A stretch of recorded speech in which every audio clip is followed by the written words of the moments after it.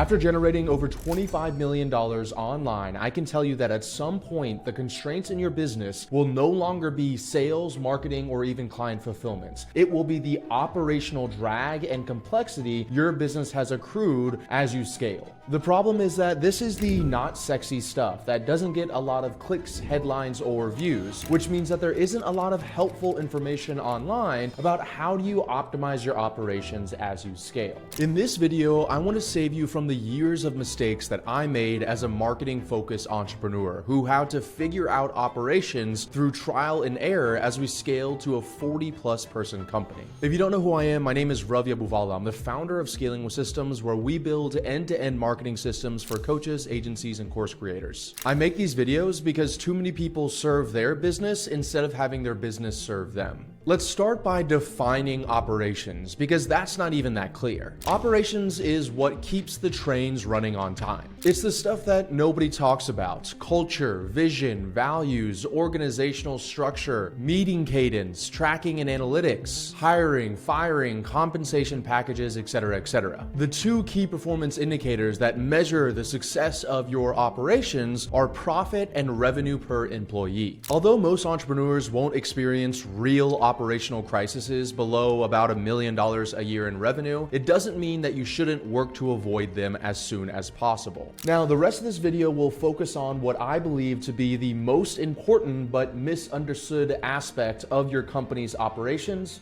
meetings. Most people don't realize it, but meetings are likely one of the biggest costs in your company. Let's say, for example, you have 10 employees. They get on about 5 hours of meetings a week, and there's 4 weeks in a month. So that's about 20 hours a month that they're doing in meetings, which in my experience is on the low end of things. Let's say on average, they make about $50 an hour, because we're including you inside of this. We're including your salespeople that make thousands of dollars a month. We're including everybody. So let's just average it out to about $50 an hour. That means that you're spending around $10,000 a month in meetings by hosting as many meetings as you are. And this doesn't even include the opportunity costs of what they could be doing instead. So if you have a salesperson in a meeting, well, then they're not out there closing sales. If you have an appointment setter in a meeting, they're not out there setting appointments. If you have a client success team inside meetings, they're not out there focusing on client success. We personally think that meetings should be used very sparingly, both internally and externally. Internally, meetings are going to be you and different team members in your company, and externally is going to be you and different companies you're working with, or even people that just want to use your time. We have a strong belief that 98% of communication can happen without a meeting, and suggest you attempt to cover most communication through Slack, Asana, Loom, and or email. And we're going to cover a little bit later in this article or in this video which ones you would use when, but the main statement there is that 98% of communication doesn't require a meeting, and most people, their knee-jerk reaction to anything is, let's just hop on a meeting.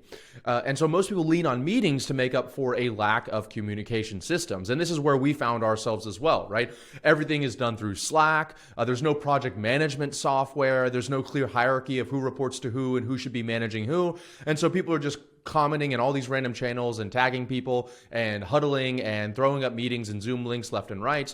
And it's incredibly ineffective for the organization. I have a separate video in YouTube that goes over Asana more in depth, which is what this links to here. So I suggest you do check that out. But the idea behind this is that if you set up a few of these things, like a really great project management software, or you have clear expectations of how to use Slack, when to use Slack, and then how and when to use meetings, then you'll have much more effective communication in your company, and you won't need to be getting on meetings all of the time, right? And in our opinion, meetings should only be for 3 things. 1, creating and managing culture. 2, holding people accountable for their goals and KPIs. And 3, identifying, discussing, and solving the highest priority issues in any department or team. Meetings should never be used to update someone on your progress. That is what Loom is for. And I actually saw this on Loom. I recently got the all-star gold level person that records on Loom, I guess. I'm in the top 1% of Loom recorders, over 1,000 Loom videos recorded, and they said over 2,000 meetings eliminated, right? So we use Loom like crazy at our company. And I actually have a different YouTube video that goes more in depth on how we use Loom. But the point of this being that I absolutely hate when I get on a meeting and all we're talking about this meeting is one person is talking to 50 people and they're just updating them on something, right? In that example, I think you could easily do a Loom video and then everybody can communicate it or everybody can consume it on their own time, especially if you have a company that spans the globe. We have team members in 7 different time zones in our company. So it's important that, we try to limit meetings because for some people, it's very late at night or very early in the morning. At our company, we believe it is a sign of effective communication if we're able to communicate with as few meetings as possible. So a lot of people brag about the number of meetings that they have because they see it as a kind of like a gold star on their chest, like, oh, I have a lot of meetings, so I'm a really important person. But we actually see it as the opposite. If we're able to have the business the way, at the size that we have it at, and still have very little meetings, then we see that as a sign of effectiveness. These are the same people that also brag about how many employees they have. Once again, any Joe Schmo can go out there and hire an employee and pay a salary. So that's no sign of impressiveness. It's the same people that brag about how many leads they have or how many calls they have. All of these things, these are just inflated numbers you can make up, right? The real thing that matters is how much money are you taking home and how much time are you spending to take home that money, right? Even me personally, I actually track what is my dollar per hour net after taxes of all of my income sources and how much time I'm tracking. Now, you don't have to get as intense as I am. Our company's name is literally Scaling with Systems. So I'm a pretty big systems guy. But the idea behind it is I want to know, like, what is the true return on my time? Not just like, what are all these nice vanity metrics to have? The other thing about limiting the meetings is that you can also make your company a really great place to work. So, we hire people all the time from different places. We just hired somebody as a senior director of operations at our company, and he worked at Nike and CrossFit before this, running 300, 500 plus person teams. And one of the things he mentioned was just how much he actually loved how little we used meetings. Because before, he's just used to like knee-jerk reaction hopping on a meeting, and his whole week would all be about meetings instead of actually getting stuff done. And let's face it, there's almost nobody that loves getting on a meeting, right? Unless, once again, maybe you're in the corporate world and you're doing a meeting to show other people that you're busy so that you don't get fired. But anybody that's like an entrepreneur running a lean team, trying to focus on profit, nobody on your team is going to love meetings. And so if you minimize them and you tell your team, it could even be part of your cultures page, your careers page, your interview process about how little meetings that you have, it could really make your place an attractive place to work, right? Now, I'm not saying never do meetings. I'm going to walk through this in a moment because we still do have quite a bit of meetings. I'm saying it is the minimal amount of meetings that you can have at a company at our size. At least that's what we believe. So we follow a specific meeting framework to decide if we're going to have a meeting or not. So let me show you what this looks like here. So this is a meeting framework, and I'm pulling this directly from actually the onboarding documents for somebody when we hire them inside of our company. So this is a meeting framework that I created, and this is just to kind of drill the point home of when you should be having meetings and when you shouldn't be having meetings. So on the left-hand side, you see it says someone requests you for a meeting.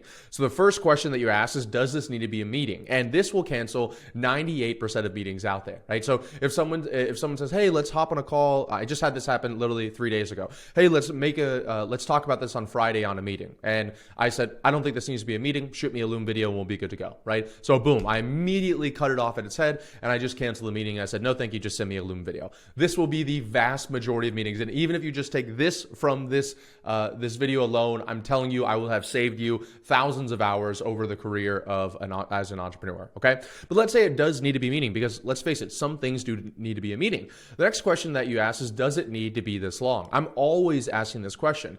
I used to, whenever I would get on a meeting with somebody and I would send them my calendar link, it used to be 60 minutes long, right? I would just send the calendar link, and then I think it's Parkinson's law, work expands to fill the amount of time I give it. So if you give it 60 minutes, it's always going to take 60 minutes. And then I was like, okay, this is kind of, as we started scaling, I was like, wow, I'm spending all my day on meetings. Let's move it down to 30 minutes. So I moved most of my meetings down to 30 minutes, and that was working really well. But then once again, I felt like every meeting we were spending 5 to 10 minutes kind of like, dicking around a little bit, doing like rapport building and, hey, how are you? What's going on? And that's not the way that I like to conduct meetings. And I like to get on the meeting and then boom, right into it. So I said, what if we brought it down to 20 minutes? And then instead of doing 2 meetings an hour, I could do 3 meetings an hour, right? And that's a significant increase in my productivity. And so now the vast majority of my meetings are 20 minutes long. These are like one-on-one meetings. I'm going to get into more in depth of like what company-wide meetings should be in a little bit. Those are almost always 30 minutes or an hour. But first, the next question question you ask yourself is, does it need to be this long? If the answer is no, then you shorten it, right? Then the next thing you need to ask is, does it need to be recurring? So at least where I am in my company and what I value, I try to have as minimal recurring tasks and meetings as possible. I know for me, I'm a builder. I like to create things. I like creating content and products. I don't like doing management of stuff, right? And so the question I am always asking myself, literally on a daily basis, is there anything I can automate, eliminate, or delegate that's a recurring task on my plate, so that I don't have to keep on doing it over and over again? So sometimes people will say, hey, let's meet once a week. Let's meet once every day. Let's meet once a month. And so there's people just take whatever somebody says as the invite. Let's meet once a week, and they just take it as face value. The question you need to ask yourself is, does it need to be once a week? Could it be every 2 weeks? Could it be every 3 weeks, every 4 weeks, every quarter? A great example I like to give my clients is when I first started my first company, which was an advertising agency in 2018, I was having meetings every single day with my team. Then I was like starting to travel the world. I did the whole 4-hour work week thing. And I was like, okay, maybe I don't need to be doing meetings every day because I'm actually kind of trying to enjoy my life here, not being in meetings. And so I moved it to 3 times a week. Lo and behold, nothing broke, nothing went like upside down. Everything was totally fine. So then after about 6 months or a year of doing that, I was like, what if we just moved it to once a week on Mondays? So we did that. We moved it once a week. Once again, nothing bad ever happened. And then once a week meetings with the entire team was the norm for another 2 years after that, until I started my new company, Scaling with Systems. And one of my team members is like, hey, do you think we need to be doing these meetings weekly? And I was like, oh, maybe we should be doing them monthly. You're right. I don't think we should be doing them weekly. So then we started doing them monthly. I did that for another year. And then finally, another team member that I hired from another company was like, I'm really surprised you're doing this monthly. At the last company I was at, which is at a similar size you guys are, the CEO just hosts a meeting once a month, an all hands on meeting once a month. And I was like, I'm sorry, once a quarter. He hosts a meeting once a quarter. And I was like, oh my God, once a quarter makes so much more sense. And so now we're at once a quarter. And at once a quarter, it's like this amazing meeting where we're all gathering together and everyone's excited to be there, instead of like, oh my God, another meeting today, tomorrow, next week, another meeting this month. And there's like enough has happened in the company that there's like things we can share, and that's exciting. And it took me whatever that is, like 4 to 5 years to move from one meeting every day to one meeting every quarter, as far as like a company-wide all hands on deck meeting, which, going back to the math we talked about earlier, was literally costing us at our payroll like hundreds of thousands of dollars a year if you added that all up, when we were doing it on a weekly or a monthly basis. So it's really, really important. Don't learn from my mistakes. Don't wait until 4 to 5 years to continuously ask yourself, like, does it need to be this frequent? And sometimes I'll push it back and let's do it once every 6 months or once every year, and then I'll realize that's actually too infrequent, and I'll bring it back to whatever the previous step was below that. The next step below that does everyone need to be here? This is a great one, okay? Because this is also what I realized in that same journey I told you about earlier, was that I was getting on this meeting and I was just talking to everybody, right? For 60 minutes, I was talking the entire time. And what I realized was like the few people that did respond back to me, there was the same 3 people out of back then, let's say a 20-person company every single time. So the question I kept on asking myself is like, why is everybody on this meeting? Like, once again, meetings are not for giving updates, okay? So all these people are here and they're spending their time doing this instead of working, and I'm just giving them an update I could do over Loom, right? Or I could do inside of a project management software like Asana. And so I'm always asking myself, does everyone need to be here that's inside this meeting right now? When I'm on a meeting, I'm looking at who's giving feedback, who's paying attention, and who's kind of doing their own thing. And quite frankly, if they're doing their own thing, you shouldn't be like forcing them to pay attention to the meeting. You should ask yourself, do they even need to be in this meeting in the first place? Okay, because quite frankly, they could be out there doing stuff that will help grow your company, or even better yet, they could just be enjoying their lives. They don't have to be working, and that makes your company a great place to work, okay? So the next question is, does everyone need to be there? And if not, you remove unnecessary people. The next thing that we try to do in our meetings, because we keep them as concise as possible, is we try to figure out, is there any work or updates that we can give in advance? So if we want to, for example, talk about a new initiative that we're doing inside of our company this month or this quarter or something like that, what data or updates can we bring ahead of time so that when we get on the meeting, we can have all of that ready for when somebody asks a question? So let me give you an example. We recently were talking about how to increase our show up rates inside of our company. And one of the few questions I was going to have is like, okay, what's our current show up rate? What's the trend that it's been the last 90 days? What solutions have we put in place already? And so when I came on the meeting and I was talking to my sales and my marketing team about this, they came with all that information already. So we weren't spending 10, 15, 20 minutes online trying to like go through our data dashboards and look at everything. They already had, let's say, 80% of that information. And so we were able to make a decision on that meeting instead of setting another meeting to make a decision after they go back and collect all that homework. So if you're getting on a lot of meetings and you're not able to make decisions because most of that information is not present on that meeting, then you should be working to try to get everything updated, or whoever's running that meeting, beforehand, so you can be as prepared as possible. I'm going to go through in a little bit what that looks like and what an agenda looks like. But the idea behind it is that you want to be as prepared as possible if you want to respect the other people on your team, okay? So if there is anything that can be updated beforehand, then you give it in advance, and then you can schedule it. If there's not anything to be updated beforehand, then just schedule it, right? So this is our meeting framework that we use. Feel free to copy it. So once again, does it even need to be a meeting? Does it need to be this long? Does it need to be recurring? Does everyone need to be there? Are there any work or updates that can be given in advance? And then finally, after you go through all of that, you can schedule it, right? So have a filter for your time and for other people's time on your team as well. Now, every company and department will have different requirements for the number of meetings that they have, the length of those meetings, and the agenda of those meetings. I know there's people that are watching this video, they're going to go down in the comments and be like, my company is this big and we have to have this, and this company, that's Coca-Cola, they do this and they say that. I get it, okay? I am not saying that what I'm saying is the one-size-fits-all solution to everything. I am just asking you to challenge yourself and follow a framework. I'm trying to teach you guys how to get a fish. I'm not giving you a fish in this video here, although I will be in a little bit by showing you our agenda. So at least in our experience, having working with over 1,000 coaches, agencies, course creators, I have a portfolio of companies as well. This is what I found that at the very bare minimum, every company needs this. One is a culture call every month. So we literally call this call in our company, Not Another Call. That's the name of the calendar event, Not Another Call, because we joke about, once again, we have this kind of like company culture of like, how do we be as efficient as possible all the time?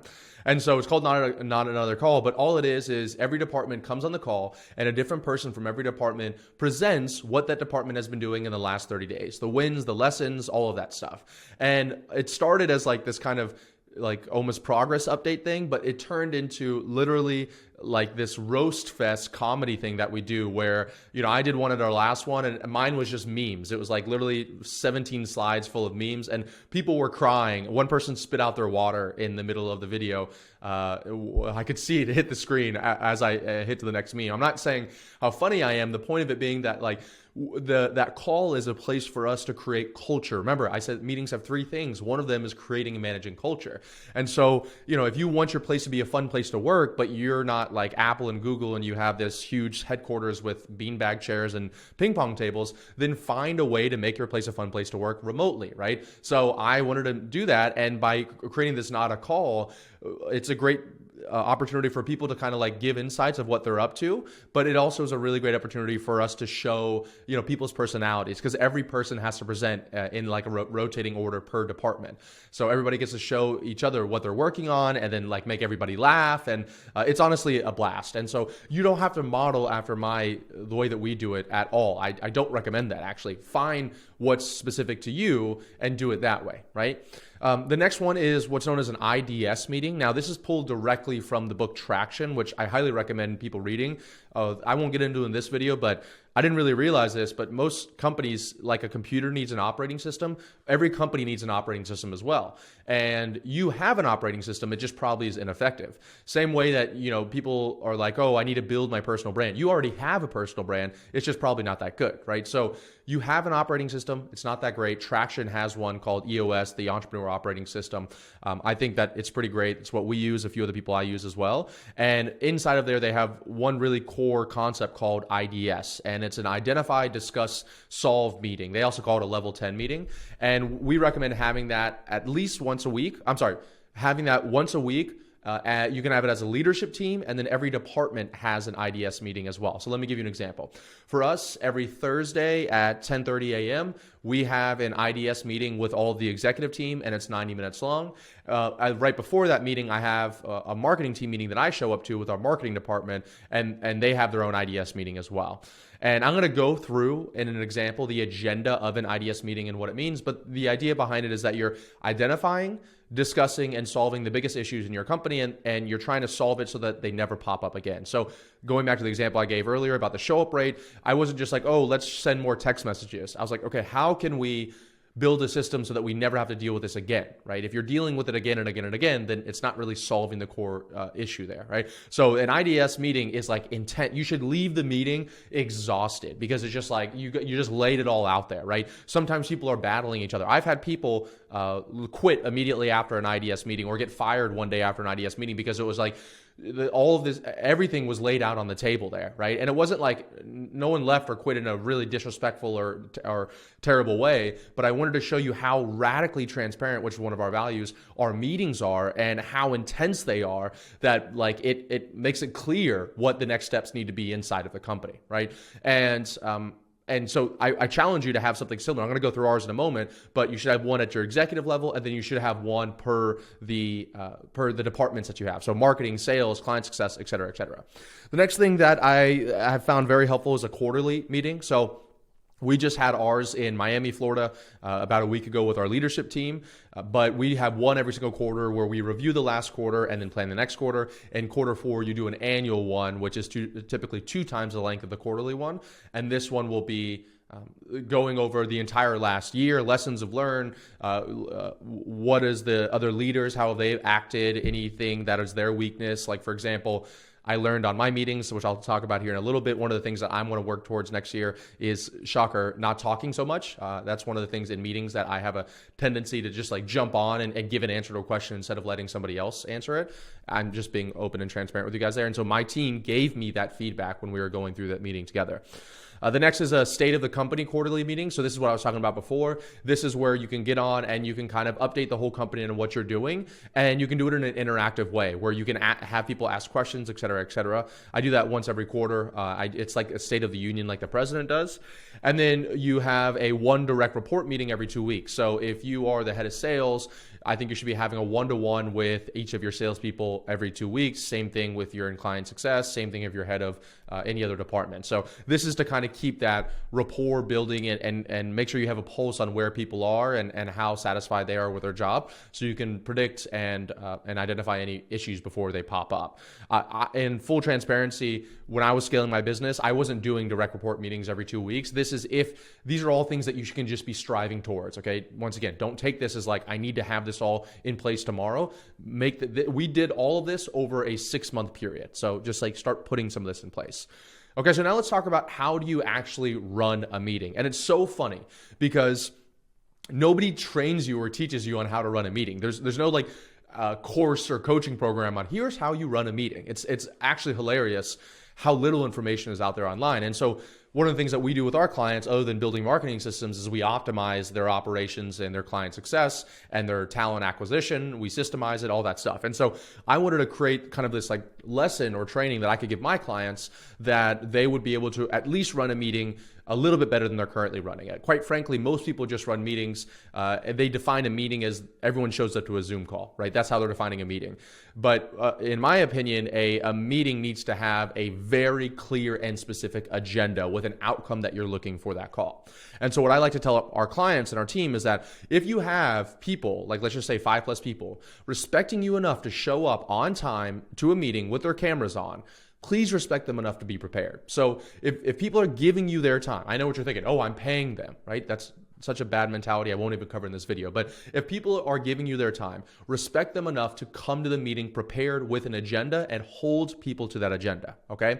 I'm going to walk through an example of what our agenda looks like for one of our meetings. So like I said previously, we have a weekly identify, discuss, and solve meeting, also known as an IDS meeting or a level 10 meeting from Traction. We do it every single Thursday, and we have the agenda inside of Asana because we're organized like that, and it recurs every single Thursday, and it follows a very specific agenda. And I'm going to walk you through this. Once again, I've never seen this online anywhere else.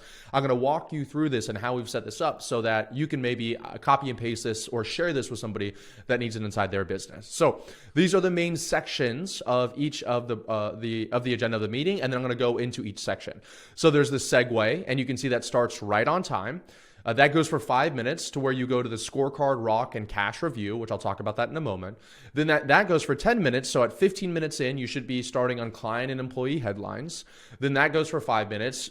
At 20 minutes in, you should be reviewing the to-dos inside the company. Then that just takes 5 minutes. And then from 25 to 55, and actually I just realized this should really be an hour, I guess 55, 25 to 1 hour, 25. There you guys go. I didn't realize it's actually a 90-minute meeting. So from 25 to an hour 25, you should just be what's known as identifying, discussing, and solving issues, which I'll talk about in a moment. And then finally, you'll conclude and wrap up the meeting. So obviously you can see the vast majority, 1 hour of your time is spent on this one section here. And the other 30 minutes are spent very quickly going through these other different sections. So even if you didn't copy this the way that I have it here, even just coming to a meeting, like just blow away your team. Next time you host a meeting, get on the meeting, share your screen, and show the agenda, and just watch people's jaws drop, because nobody ever does this stuff. So you're going to be way ahead of any other company they've ever worked at, or even your competitors, okay? Another big key note here when it comes to meetings is that you have to stay strict to these sections. So if you're trying to go through client employee headlines and someone's rambling and you're about to hit the 15-minute mark and you need to go through one other thing, cut that person off. You are running the meeting, okay? Cut that person off. Hey, we'll talk about this next week. We got to go on to the next section. Don't let things kind of fall into the next section, because then you'll be always running behind. It's like if you're a salesperson and you have 8 back-to-back meetings, one meeting goes 10 minutes over, every other meeting you're out of flow. You're trying to catch up and it's a nightmare. If you're a salesperson, you know exactly what I'm talking about. So let's break down what this is step by step. First is going to be the segue, okay? In this segue, you're going over your mission, vision, and values. I'm not going to go in depth in this video about how to create mission, vision, and values, one of the things we help our clients with, but the idea behind this is that you need to be reviewing your mission, vision, and values literally on a weekly basis, really on a daily basis, which is what our team does, because they have their own meetings on top of that. And every meeting that we have this company starts with a segue, right? And I'm going to talk why we start with a segue in a moment, but you always want to go over the mission, vision, and values. I would almost money back guarantee if you ask anybody inside of our company to close their eyes and recite our mission, vision, and values, I almost guarantee that they would be able to do it, right? And that's not me trying to like flex on you guys. That's me saying that in order for people to devote the majority of their life towards one thing, you need to give them a North Star, a vision. Where are you taking the company to, and how do you guys decide? The quick note on values I'll give, because a lot of people are like, oh, I don't need values. Once again, these are the non-sexy stuff in a business. When it comes to values, it's like, oh, values are just this, it's a fugazi, it's a fugazi, it's made up, it's not on the elemental chart, right? Well, actually, values is how your teams make decisions without you being around. It's actually the most ultimate form of standard operating procedure. So just imagine it that way. A lot of people they have a whole book of SOPs before they have their values, when I personally believe it should be the opposite. I think you should create the values before you even create a standard operating procedure system, because values is how people think. Standard operating procedures is what people do. I'll say that again. Values is how people think. Standard operating procedures are what people do. So let me give you an example.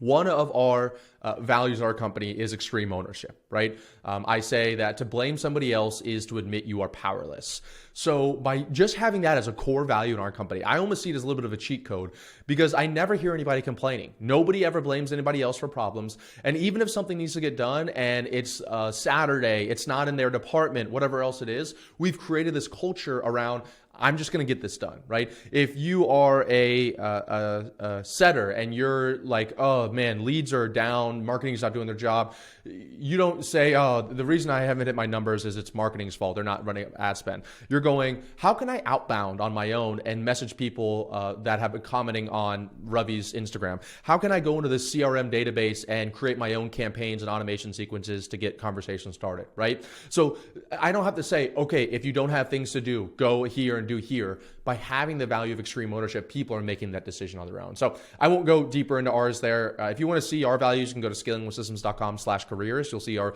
vision, mission, and values there. But the first thing we always do is we go over that. Whoever's running that meeting, they cover what they read that out loud to everybody else. Then the next thing that we do, the second thing we do in this segue, is we share a quick win from the last week and we recognize a team member. So that's something that I personally added inside of there. And I like that. And this is the reason why we have this every single meeting, because I just like to share, like, it's very easy as you're scaling a company for us always to be focused on the problems. What are the issues? What's not working? That's like where all the attention goes. And so I just try to create a little bit of positivity when we start the meeting by saying, like, okay, even in our darkest days, when we've had some terrible days or weeks or months, because that happens to everybody, it's like you're forced to find a way. And if there's not anything in the business, what about your personal life, right? One of our team members recently moved into a new apartment that he's been waiting to move into for over 12 months, right? So share anything that's like forces you to have a positive outlook on the world. And then the other thing that we like to do is recognizing a team member. That's great for our culture, but it's like, hey, who do you want to recognize, whether they're on the call or off the call? And it forces us to be grateful for the other people that we're working with, right? So that just takes 5 minutes. We go through every single person that's on the meeting does that. So once we're done with the segue, we check it off and we go over to the scorecard, rock, and cash review. So a scorecard, rock, and cash review, this is once again from the Entrepreneur Operating System from Traction. But the idea behind this is your scorecard, which I do have another video on the 19 KPIs that I think every business owner should look at. And that's what we have. I have a CEO dashboard, a CEO scorecard, and it goes over these 19 KPIs. And so I'm looking at those 19 KPIs in this meeting and I'm saying, is there anything number here that's weird, that looks bad, that I need to add to the issue section? There's the rock and then there's the cash. So the rock is your goal for the quarter. Typically you have company rocks, you have team rocks. Depending on the level of sophistication, you could have individual rocks. So just imagine rock and goal is the same thing. And a cash review. So where are we at on our cash goals? What's the cash flow look like in the company? You're not going to obviously cover the cash flow in the company on a video editor meeting, but you can have scorecards and rocks for like the media department. So how many pieces of short form content are you posting a day? And like a rock could be that we want to have, I don't know, consistent branding and messaging across all of our channels, something like that. So we take about 5 minutes to do that, and each team member reports their numbers, claiming whether their main number is on track or off track, and save the off track ones for the issues section. So whenever someone says they're off track, let's say number of book calls is off track. You don't want that person going into a rant about, oh, the book calls are off track because this thing. All they say is off track. You add it to the issue section, and then when it comes to the issue section, then you cover and you give them a chance to explain why is it off track, okay? So that's a big distinction because remember, this is a 5-minute section. So if you're like me, you're gonna have a few numbers that are off track, and it can really digress into what is, into just everybody explaining why their numbers are off track, and you're not even solving the issues. And one of the most important part of the issues section is that you have to identify which issues to prioritize. So if early on you're just randomly going in a circle and you're saying, okay, sales, what are your numbers? Marketing, what are your numbers? Then you're always going to be prioritizing whoever says their numbers off track first, because then you're just going deep in this rabbit hole of why the numbers are off track versus everybody saying their numbers are off track, and then identifying which one is the one that you want to go deep on, right? Which one is the one that is the biggest bottleneck holding your business back, okay? I'm going to get more of that in the issue section here, but I can't stress this enough. You're just looking at a dashboard. You're not collecting the data. It should be pulled up, ready to go. And you're just saying, okay, book calls are off track, dollar per call is off track, close rate is off track, and time to launch is off track. Let's put that in the issue section. Boom, you're on to the next section on here, okay? So we'll check off the scorecard, rock, and cash review. Then let's go into client and employee headlines. So what we like to do is we go through our recruiting pipeline. I have a whole separate video that goes over our entire recruiting process, but we go over our recruiting pipeline. Who are we currently trying to hire? Any updates on any employees that we currently have, any potential hires or fires we're thinking about doing, and then any client updates that we need to do, any big client wins that we just did. For example, in our company, we work with Jeremy Miner, who's pretty huge in our industry, and he just came back as CMO, said that we wrote them the best video sales letter they've ever had, which is pretty impressive. I think they're doing like $40 million a year, and they're like, hey, the sales team says this is the best video sales letter we've ever had. So, that was shared on our team leader meeting, which we saw as a huge win. I have a lot of respect for that company and for Jeremy, and I thought that was a really big win for us, right? And so we shared that, but it also could be client problems. Who is struggling that you need to bring up? Now, this isn't, once again, a section for you to say every client that's experiencing a problem. This is, or at least in the example of the leadership meeting, who are the big problem clients that we need to discuss on this meeting? And once again, you're not going deep inside of this. You're just saying, I need to discuss Bob, the client, and Shane, the employee, and we add it to the issues section. Okay, so this is this section's done. We'll check that off. That section's about 10 minutes long. Then you're going to review the to-dos. So the to-dos is every department inside of our company has a to-do board, and then our entire executive team has a to-do board as well inside of Asana. And what we do is we use that to-do board as a way that we can keep an agenda of what we discussed last week and what the action items are for the next time that we meet up. So for example, let's say I go back to that show up rate conversation that I had earlier. Let's say we identified that as an issue and we decided, okay, in order to solve this, I'm just going to make this up. Let's say we're going to have the salesperson send a Loom video to every single prospect when they book a call. So then we would set a to-do task in the team leader agenda that says to our sales team leader, update the sales team on the new process. And then another task would be prepare show up rate data after switching to Loom video, maybe 2 weeks in the future for the team leader meeting. And so he would have two tasks out of that. And by setting the tasks up that way, they don't have to remember to do it. It's just clear inside of that. And what we do is we pull it up inside of this meeting and we just look, are there any of these that are off track? So this is a great way to be like, hey, let's say Omar, for example, you had said that you were going to update the sales team on using Loom videos, but that task is off track, is overdue for 7 days now. So have you not updated them? And they're like, oh, I'm sorry, I got mixed up. So it keeps people accountable, which is one of the reasons why we have meetings, okay? So these are kind of 7-day action items that we have here. It could be up to 14 days, but that's the to-do section. So I will check that off as well. Now we're gonna go into the meat of the meetings. This is what's known as the identify, discuss, and solve section, okay? This will be a running tab of issues inside of your company. Never expect this issue list to ever be like totally cleaned out. There might be sections where things are going great and there's like 3 to 5 issues in your company. There might be other sections where there's so many problems going on and there's 30 to 50 issues in your company. It is okay. If you don't have any issues, you're probably not doing anything very exciting in your company. So ours is always growing and you're always adding stuff to them.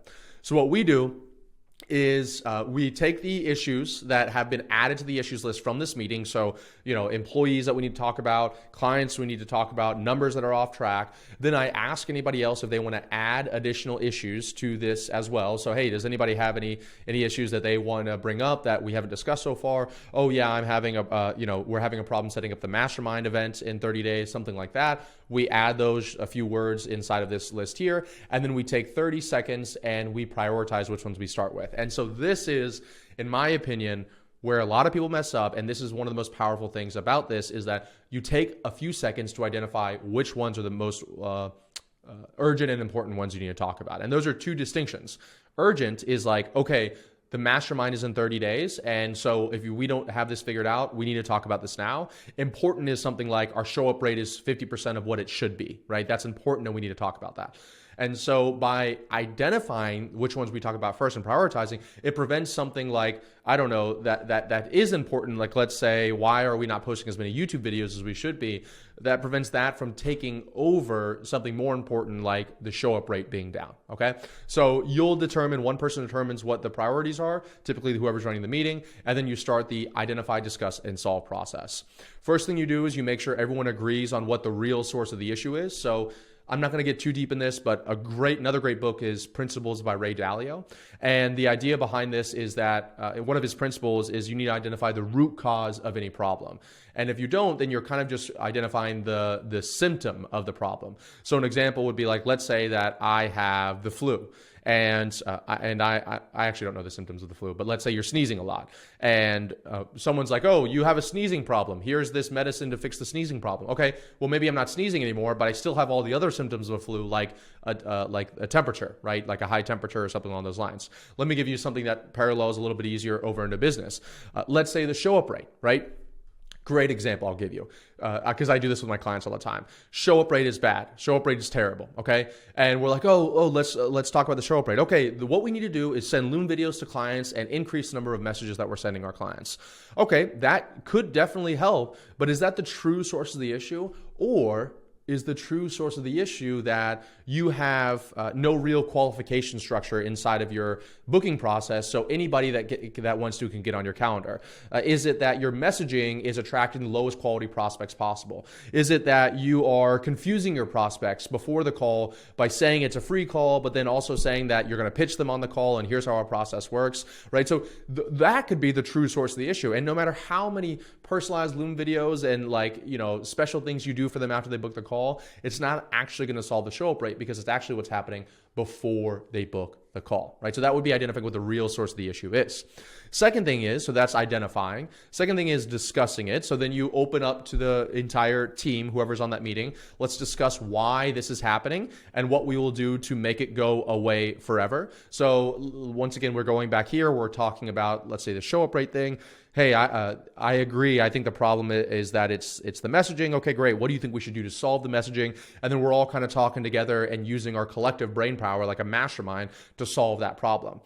If someone has already said it, do not say it again. That is politicking. So another great thing that they love to do in corporate America, someone says a great idea or somebody says something, and then 5 more people say, yep, I agree with what that person said. You're wasting a lot of time. If you agree with what the person said, then don't say anything, or say, I agree with what Bob said. Move on, okay? That way you're saving that space for either going deeper in issues or identifying different issues, et cetera, et cetera. So we try, and as the leader of a meeting, if I send somebody's politicking, I will stop them and I say, okay, Bob already said that. Do you have anything else to add? Nope. Move on to the next one, okay? And then finally, you put a plan of action in place to solve the issues and notify the involved parties. So that's what the to-do list is for. And then you notify, hey, this requires the whole sales team. They're not on this call because it's a leadership team. Then the sales team leader needs to update the leadership team, or the sales team. Let's see here. Always start with the most important issues. Make sure the issue has been solved forever and it's not hanging around in the past. And then whatever is not a priority on this issues list for this quarter, you can move it to a long-term issues list. And this is 3 questions that we like to ask. We actually got this from the book, The Road Less Stupid, or The Path Less Stupid, which is another great book. But here are the questions that you ask when you're presented with an issue. What are the possible reasons I'm noticing this symptom? What isn't happening that, if it did happen, would cause this perceived symptom to either narrow or disappear? And what is happening that, if it stopped happening, would cause the perceived symptom to narrow or disappear? So, a lot of people talk about this, but you're really only as good as the questions that you ask. And so these are kind of a little bit of stimulating questions that you can ask yourself to really get to the real root cause of the problem. Where we're at right now in our company, we've had literally probably over 100 IDSs at this point, these kind of meetings. And so we don't need to look at this. We just boom, boom, boom, boom. What used to take us 1 meeting to do 1 issue, we'll cover 4 issues in 1 meeting. But sometimes an issue is so big, it'll take 2 meetings, right? But sometimes those are the most important things that need to happen in a company, okay? So that's the identify, discuss, and solve issues portion. And then you have conclusion. This is where you're going to go over the to-do list. So, okay, after we wrap up the IDS section, the identify, discuss, and solve section, we need to go over the to-do list. Who's responsible for doing what? Is it documented inside of Asana? Who's going to communicate changes to people that are not in the company? And then we rate the meeting on a 1 to 10. So in our company, you can't do any half ratings. I don't believe in half ratings. So they'll rate it a 10 as it's the best meeting they've ever done. They'll rate it a 0 as like they could have been spending their time better elsewhere. When I first started this, we were around like a 7 or an 8. Now, most of my meetings that I'm running are averaging like 8.5 to 9. And that's because I've only heard like 1 person give a 10 in our entire company, but that's just the kind of the competitive nature of our company and like the never satisfied thing. So that is how to run an identify, discuss, and solve issue meeting. So this section here was really to show you 2 things. 1, having an agenda for a meeting and how that can be more organized. And 2, exactly how we run our identify, discuss, and solve meeting. Final few things to know and pay attention when you are running meetings. Always start and end on time, right? So remember, if people are respecting you with their time, you need to respect them by starting and ending on time.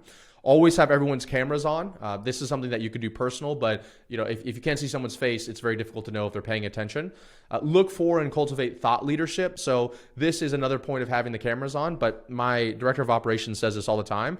I actually got this phrase from him, but the idea behind this is like, if you are running the company and let's say you're 5 employees, you're making a few $100,000 a year, you're probably leading everything. You're probably hiring a bunch of doers and you're just like, hey, you go do this, you go do this, you go do this. And so you're running these meetings and you're answering all the questions on your own. As you scale, if you're really trying to build a company with real enterprise value, other people should be doing the majority of the talking and you should be adding in a few things here or there. And one of the best ways that I know whether somebody should be a director or a leader in our company is if they're a thought leader. And a thought leader is somebody who's giving insightful, uniqueful insights to specific topics or issues that we're experiencing. So if someone's on a call and they're a leader of a meeting and they're saying zero in the entire meeting, especially if it's their department, then you got some real problems. And I've literally let people go around that exact thing there. Once I understood what a thought leader was, it was like, oh, wow, I actually shouldn't be running every single meeting. And it's exhausting for me to be the thought leader on everything. And it's funny, when I first hired my senior director of operations, he came on our first Identify, Discuss, and Solve meeting. And I was like, all right, so once we got done, I hopped on a call with him. I was like, so what do you think? Give me your honest feedback. One of our values is radical transparency. And he said, I was actually shocked at how much talking you did. And that just hit me like a gut check, because I was like, oh, I thought that if I talked the most, that I was like, that's because I'm the CEO, right? And this was for actually a marketing meeting. And it kind of hit me. I was like, oh, wait, I should be relying on the rest of my team members. I shouldn't be the one leading the conversation. And I'm going to talk about a secret around that in a moment as well. The next thing you would do is you want to train train your department heads on how to run a meeting, and you want to grade them and give them feedback. So, I don't know why I just did that. So train your department heads on how to run a meeting, grade them, and give them feedback. So after I installed the leadership executive meeting at the top, then I started giving it to the sales team leader, the client success team leader, the operations team leader, the billing team leader. I had them then run their own meetings, then I gave them feedback on how to do it. So they showed up on mine, we did that for a quarter, and the next quarter they learned how to do that with their company. And now every single department in our company has their own meeting that follows an agenda like that. As a leader, stay silent as much as possible. So that goes into what I talked about earlier with cultivating thought leadership. I'm not going to project me onto you guys, but I know one of my challenges, one of the things I'm working on, and this is literally direct feedback from my team, is that I sometimes take over a meeting or I talk too much. And so one of the things I've been working on, and I've actually been doing it since our annual meeting, is that someone brings up a problem or they'll bring up an idea or something like that, and I 100% and purposely not the first person to respond. So I will refuse to be the first person to respond to what somebody says. I can be the second, but I won't be the first. And that means that sometimes we're staying silent for 5 minutes waiting. Okay, that's an exaggeration. Probably a minute or 2 minutes waiting for somebody to respond back, to give an idea, right? And it's so funny how that's totally transformed the landscape, because a lot of people also want to say something, but then if you're the leader, you're the CEO of the company, and you're just coming in and saying the answer, then what do they want to do? Lose their job, right? So they're just going to be quiet. But what we like to do, or what I do now, is I try to stay as silent as possible. And I have people holding me accountable to that as well. The next thing is encourage cross-department meetings or attendance. So we have, for example, a sales and a client success. They have a meeting that meets every week as well, so they can make sure that the people that we're bringing in the company are the people that we can serve, and the people that we're serving, our sales team knows that we're taking great care of them. So we have cross-department meetings and also cross-department attendance. So, for example, sometimes we have people that are salespeople hopping on the marketing team meeting because they want to see what the marketing team is doing and give them feedback on how to better create marketing messages, et cetera, et cetera. The next thing is to keep the meetings the same time and day of the week as much as possible. So I think that we've only changed a meeting 2 or 3 times in the past 4 years in our company. Once a meeting is set on the calendar, it's like law at our company. And that allows us to plan around that stuff. And it just keeps this consistency. So every Thursday, I know at this time I have this meeting, and this time I have this meeting. And as a CEO of the company, to be honest with you, you can make the meetings whatever fits your schedule best. So I made them the days that I take meetings, and that's how our company grew. That's the benefit of being the CEO, right? Now, when they run their own department meetings, they can do that on whatever dates and times work best for them. And then try to have one meeting host and one meeting note taker per meeting. So what does that mean? once again, when you're small, it's okay to do both of those things. So kind of what I was just doing with you there, where I was literally saying, okay, let's do the segue. All right, go through that. Okay, let's do the scorecard rock and cash review. And I'm taking notes of what the issues are. It's okay when you're small to do that. But as you grow, especially if you have like an administrative team, whether it's an assistant or an executive assistant or even an integrator or someone in operations, you want one person to have their screen shared on the screen, and they're the ones that are going through each one and checking it off. And then you have another person who's literally just talking. Like, I'm the one on the team leader talking. My hands could be tied behind my back and the meeting's running smoothly. I'm just talking to the mic here. And that allows me to be super present, super focused, and then also allows somebody else to be really present on what issues did we talk about? How do I assign the to-dos? Are there any specific descriptions I need to give, et cetera, et cetera, et cetera, around that? And that's a really, really important role to have. And another great thing that so I have my executive assistant do it.